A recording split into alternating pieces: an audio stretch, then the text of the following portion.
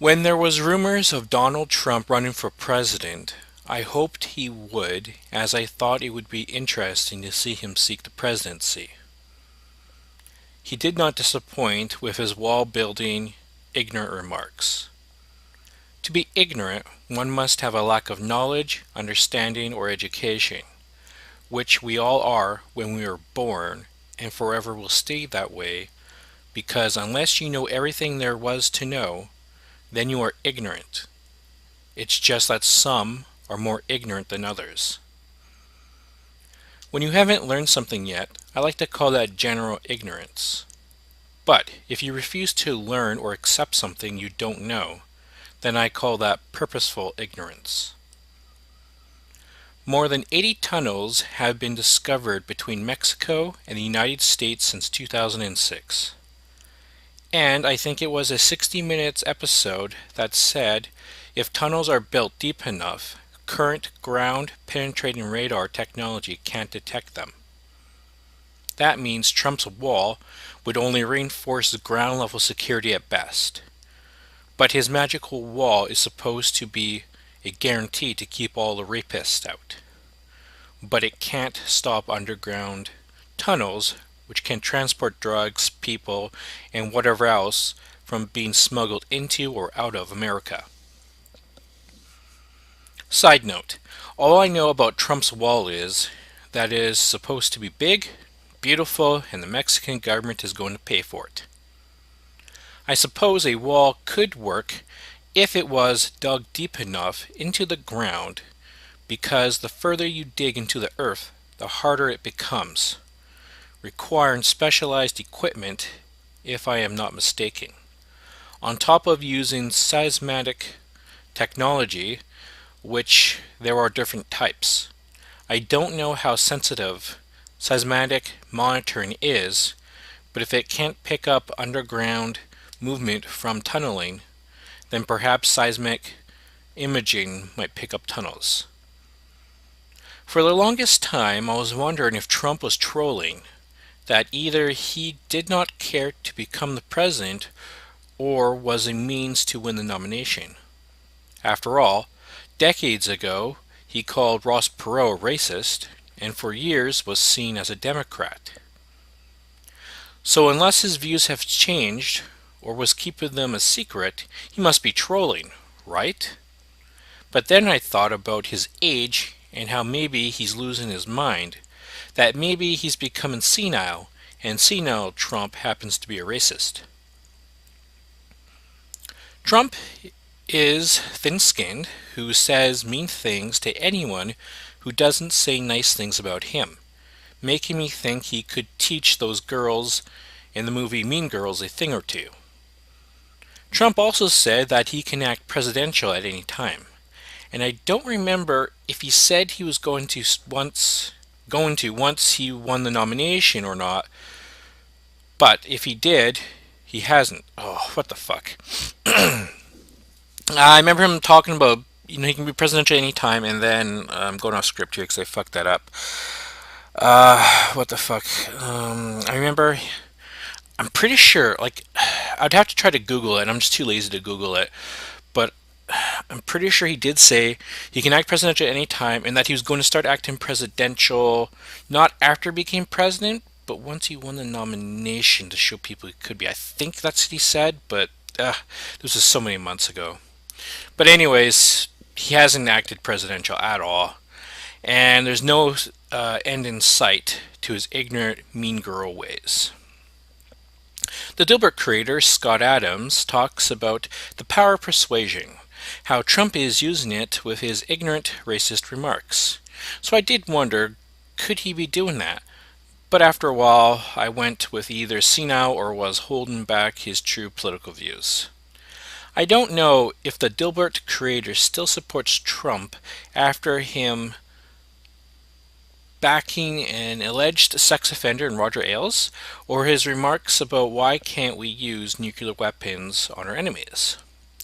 Dilbert might still say all these remarks are to speak to his base of support, But there have been reports, so I don't know if it's true or not, that even Trump's own campaign staff say he doesn't listen to anyone, that he stops conversations to watch himself on TV, and that some of them are even going to vote for Hillary.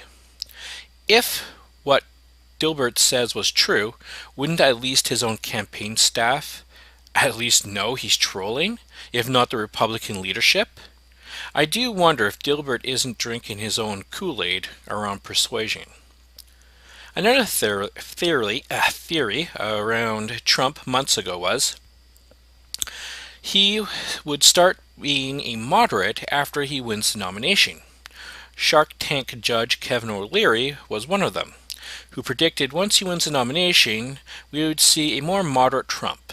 O'Leary said this at the Conservative Convention in Vancouver. Even if that was the case, which Trump would have been the real one then? The now moderate or the previous racist Trump? Either way, it makes him a politician, so you don't know which one you can trust. It's funny Trumpy talks about keeping the rapist out, since his ex-wife Ivana Trump in a deposition and revealed in the 1993 book Lost Tycoon, The Many Lives of Donald J. Trump, that Trump raped her. Years later, she retracted, so either she was lying or changed her mind for whatever reason. As for the use of nuclear weapons, there are no safeguards in preventing the U.S. president from launching them, because if America ever needed to respond to in kind, checks and balances would take too long to react. On the I had to spit something on my mouth there. The only way to stop. Now, where the fuck am I? Take too long to react. Okay. The only way to stop Trump from launching nuclear weapons, if he becomes the president, is if the military was to stop him. A soldier or Secret Service agent could try and run away with the launch codes if Trump wanted them, but if he or she is acting alone, they'd be stopped and he would still launch the weapons. They could assassinate Trump, but if the vice president carries out Trump's commands, that won't do any good.